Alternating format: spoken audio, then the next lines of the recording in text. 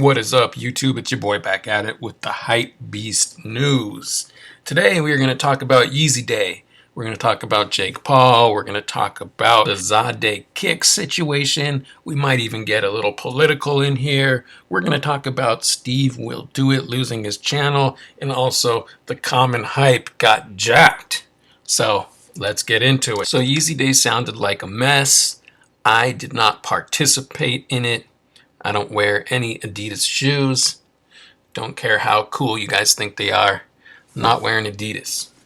So, Kanye said Adidas made up Yeezy Day without his approval, brought back older styles without his approval. Later goes on to say that they tried to jack his style for his Yeezy slides. Basically, Kanye's pissed off. But let's be honest here. Kanye's always mad about something. Doesn't matter how much money the dude has. He's always pissed off about something going on. What do you guys think? Did Adidas drop the ball? Or does Kanye have a gripe here? Next up, Zadeh Kicks was finally charged. He pleaded not guilty in Oregon District Court today to wire fraud, conspiracy to commit bank fraud, and money laundering. So it was 2 months ago when the story broke, and every sneaker YouTuber was making their video about Zadeh Kicks. A lot of people were reporting false information. People were making up stuff, and I just think it's kind of funny. People thought Zadeh bounced and was on an island somewhere chilling with his millions of dollars, when the facts were he didn't go anywhere. When this news broke, he was actually not charged with anything. If you know anything about how the law works, it takes them a while to build a case against you. The charges against him were only filed recently, so he really had no reason to run. I feel like I did some good reporting on this. I included stuff like Zadeh owned a weed farm and also a weed shop, but nobody wanted to fuck with your boy's video. Everybody wanted to watch other videos who didn't even have facts. Let's also mention that he took in 600,000 pre-orders for Cool Grays, bringing in $70 million. That's just on one pair of pre-orders. That's it. Just for the Cool Grays, he brought in $70 million. 600,000 pairs were ordered, and he only acquired 6,000 pairs. Let's not forget that these pre-orders were under retail when he knew he could not get these pairs for under retail. So what was going on in his head, I would really like to know, because there was no way he was fulfilling this order. So I'm wondering if his plan was to scam everyone the entire time. I know that he ran a legitimate business for a long period of time. If that was just one pre-order, imagine the type of money he was bringing in with his pre-orders for virtually every shoe releasing. As you can see in other similar news, someone said he was down $500,000 and 3,500 pairs. Just ridiculous. In other news, Brittney Griner was sentenced this morning to 9 years in prison in Russia for a very small drug possession. If you remember, she was only holding 1 gram of cannabis oil.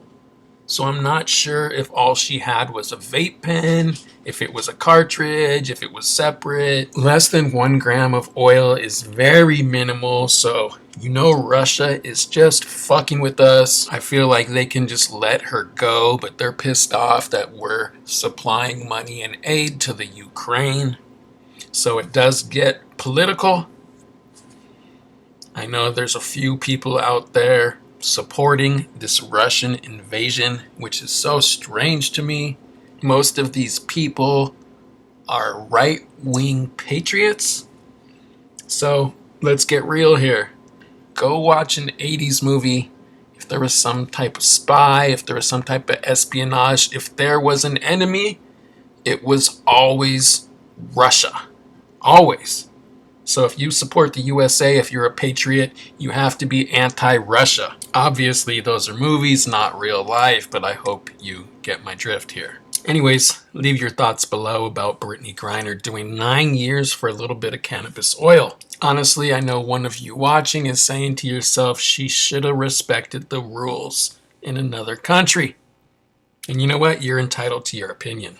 Okay, so let's switch over to the Jake Paul Hasim Rahman Jr. fight canceled.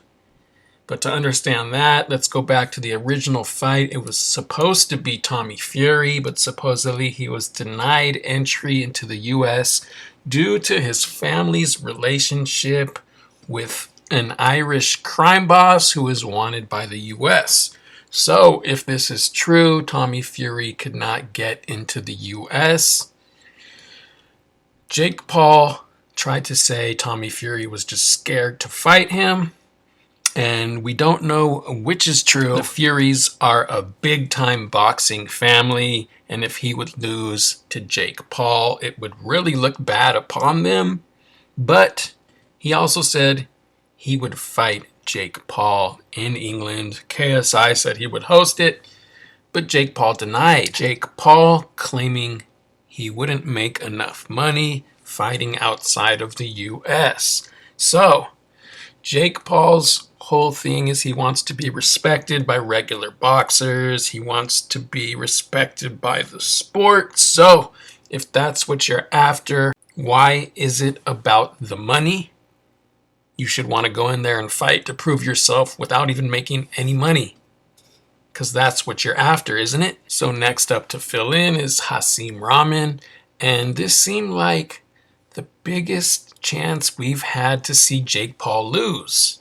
He's going to be fighting an actual boxer, someone who's not small. This is a big dude, and they wanted him to come down to 200 pounds. The problem is, he's a big dude. He's still weighing around 215, and they actually canceled the fight because he didn't drop enough weight, even though the fight was still a week away, which brings up the argument, was Jake Paul ever really planning on fighting this guy?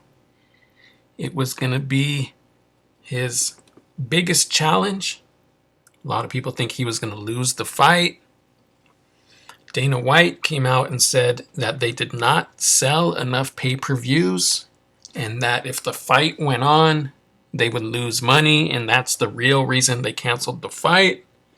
There's a lot of conspiracy theories going around as to why the fight was canceled. Jake is trying to blame it on Hasim, saying he didn't lose enough weight. Hasim is saying, why don't you just fight at 210? I could get down to that much. What the actual truth is, we don't know, but if you dislike Jake Paul, I think this was our biggest chance of seeing him lose. Too bad it's not going to happen. Next up, Stevewilldoit's YouTube channel was taken away from him.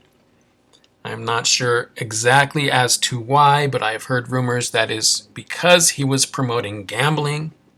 But it says he broke the community guidelines and his channel was taken down. Kind of crazy considering he had millions of followers and most of his videos he was just giving away money. But it goes to show you, you gotta watch what you do on YouTube or else your channel can be snatched. Next up, the common hype was jacked. They say one of the FedEx drivers swiped the slides and retaped the box with no slides in them. We've been hearing a lot about this lately. FedEx and UPS drivers jacking people's shoes. I guess all you can do is hope it doesn't happen to you.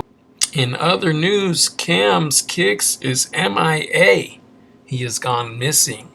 It's been about a week. He hasn't uploaded anything ever since Tripping flamed him.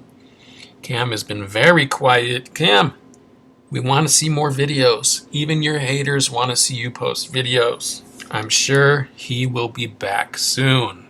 So, leave your comments, your questions, your reactions to this week's Hypebeast news. As always, it's your boy, The Truth. I cannot tell a lie. This is your boy, The Truth. I cannot tell a lie. My name's George Washington. I thought you was Paul Pierce. Oh, Paul Pierce, aka The Truth, yes. aka George Washington, because I cannot tell a lie. He is so stupid. He is so stupid. Wow, that sounded really feminine. And I'm out.